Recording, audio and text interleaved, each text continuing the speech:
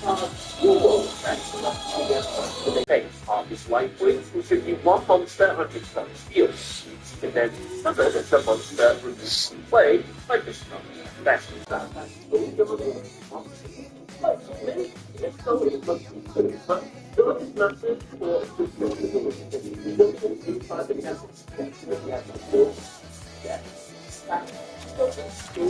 there are those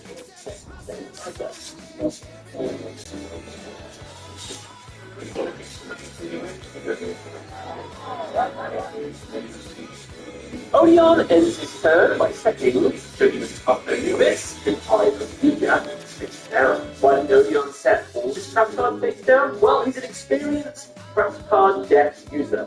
He knows for a fact that if he sets 5 cards in his back row, if the opponent activates his card, 7 up there, wipes everything, that's everything gone. Obviously, the card can protect them face down, but I think it's a smart move not to overcommit to the trap deck unless he knows got extra things like that. So, I don't think there's display here at all. I think it's 24, 50 that. But we all will have trap cards that put in for attacking. Big things like Magic Cylinder, Miracle, cards like that. It's just better to make it trap cards. However, in this case, he would be better off attacking it. He was able to get some damage in. So, he wouldn't have blown up his way in the next but instead of one attack. The old squad, his logic is what he's going to do is he's going to let Odeon set as many stars and traps face down in the back row. Joey isn't going to attack, and so he's going to build up his field with the over 4,000 attack points across the field. He's then going to activate his giant tsunami in his hand, have 4 stars and traps, and attackable monsters, and essentially go for a game. Whole flat forward things about it, it says, obviously, if a character thinks they can do something, you get flat forward off that play, it's never going to work out, and so on, to the book. To be fair enough, it's Odeon. It's called Magic Jammer. He sets a button of a puppet face down, along with Magic Jammer. Odeon, it's Joey's 7, people, very fast. Joey suddenly is higher than the knight to the field. Now, with over 4,000 attack, Joey activates Giant's name, and spell track the hand. In response, Odeon activates his Judgment of Anubis. This card negates the spell card and destroys all monsters on the field. Damage is then dealt to the opponent, falls at half the combined attack, and all monsters destroyed. Hayabusa, Tiny Guardian, and Gearfried are all destroyed. Joey takes half the combined attack and damage. Hilariously, Yuki's Bear here reveals that trap cards don't just have the power to return the people to the wall. They also inflict emotional damage. Emotional damage! Jokes aside, my speech about how the mind games of a trap deck can make you second guess your attack and cause you to make self-destruction into the wall is actually kind of true. If you ever had a experience against children from a set 5 apps, some of the nervous things to go against. It's just corrections. So I just thought it was a bit of like sidebar banter, get from the crowd. So it's like it. Anyway, with no more plays, Joey ends his turn. For the record, Joey could have set his scapegoat face down. It didn't really matter at the end of the day, based on what I think it's next turn, but a lot of abundance of the Hobbits. He sets the last 2 remaining copies of the Embodiment of the Hobbits face down. He ends his turn. Okay, so now it's worth noting, Odeon could have won right here on this turn. All you have to do was make sure that you had 2 set copies of the Embodiment of the Hobbits face down, ready for the turn after. With Anubis, the white is in his field. Think about it. Odeon was 20, so that during the sort of field, the white field is the first down to the pocket. And instead, in cells.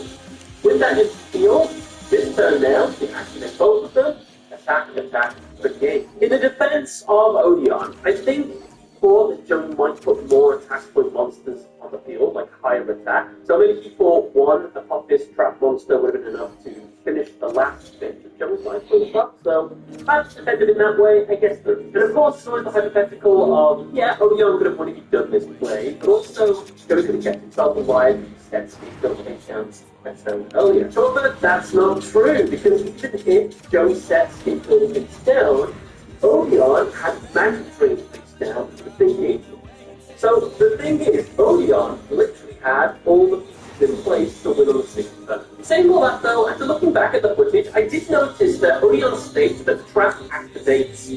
attack, which makes me think, oh, maybe a pop is going to only be activated after a monster is declared an attack kind of thing. If that's the case, this could affect how Odeon can win out the duel. Unfortunately, I can't confirm 100% whether it's been activated after Joey attacks or whether he has to activate after Joey attacks. So if this is the case, then yeah, Odeon could have won the duel. So it's more everything I've just said. It's Joey's turn, and he draws Alligator's Sword. He summons it, and then sets his fairy box trap face down, and it's his turn. Have you noticed Joey always uses fairy box to Alligator's Sword? So why? It's Odeon's turn, and he draws the mysterious card. Odeon ends his turn. So this is kind of funny. Odeon is going to keep passing turn because he wants Joey to attack. Joey's going to keep passing his turn. On to attack, so it's who gets frustrated with the game stage first. So obviously going to be Joey first. It's kind of fun. Anyway, it's Joey's turn, and he draws Insect Speed. Joey ends his turn. It's Odeon's turn, and he draws the mysterious card. He ends his turn. It's Joey's turn, and he draws Rocket Warrior. Frustrated about how the game stage isn't going anywhere, he decides to summon Rocket Warrior and on the offensive. He enters his battle phase and attacks Odeon directly. Odeon, in response, uses his set trap fires reacts, which redirects the attack to a number of Joey's monsters. Before Rocket Warrior can attack Alligator's Sword, Joey activates Fairy Box, which protects Joey's monsters from attacks until they enter the battle phase. Neither monster is destroyed, thanks to its effect. As the battle phase ends, Fairy Box is the field. Odeon decides here to summon his 2 copies of Embodiment of the Poppins, which at first I thought was a weird time for some monsters to return. Well, it's the case that the Apophis monsters can only be summoned after a declaration of attack, and I guess this makes sense here. These cards are trap cards that when they're activated, they summon themselves but still as normal monsters, but they also are trap cards, so they also have trap card weaknesses, like Joey ends his turn by setting his skill face down and switching Alligator's Sword and defense. It's Odeon's turn, and he draws Mystical Beast's Circuit. Odeon moves straight into his battle phase and orders his Apophis monsters to attack Alligator's Sword and Rocket Warrior. Joey attempts to defend himself by activating Scapegoat to summon more Scapegoat tokens. These tokens, by the way, they can be attacked for monsters and on-battle monsters on the field, so 2 to 4 instant monsters that should be allowed for the critical location of the enemies. Odeon is having none of this stuff, as he activates his set Magic Count, which, by discarding a card, negates the activation and effect of a spell card. Odeon discards his skill-based card to negate skill. The attack continues. Rocket Warrior and Alligator's Sword are destroyed. But finally, on top is a trap monster attacking him directly. Odeon ends his turn. It's back to Joey, and he draws Burial. He sets Foolish Burial face down, along with Grave Robber. He then summons Sorting of Landstar into defense. Joey ends his turn. It's Odeon's turn, and he draws Seal of Circuit. Odeon attempts to go for game. He attacks Joey's Sorting of Landstar first. However, Joey activates his set Foolish Burial, which sends a monster from his deck to the Lord's grave. He sends Joey then activates the effect of his Grave Robber, which lets him use or summon a card in the opponent's grave. He chooses the Jinzo instead, and so it is summoned to his side field. Now, because Jinzo's on the field, its effect activates full trap effect, and no longer activated field. Also, on its summon, all traps on the field are destroyed. Since all of the greens and bundles and opposites are also treated as traps, they are also destroyed. Odeon, with nothing on his side of the field, after the field spell, ends his turn. It's Joey's turn, and he draws Battle Warrior. Now, finally, properly on the offensive, he summons Battle Warrior to the field, switches Sultan of Landstar into attack, and ends his battle phase. Jinzo, Sultan of Landstar, and Battle Warrior all attack Odeon directly. See if he gets there now.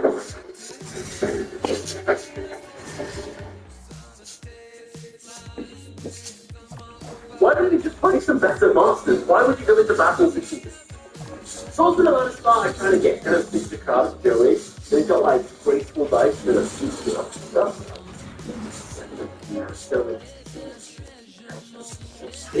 Because it doesn't play better monsters, you can't win it.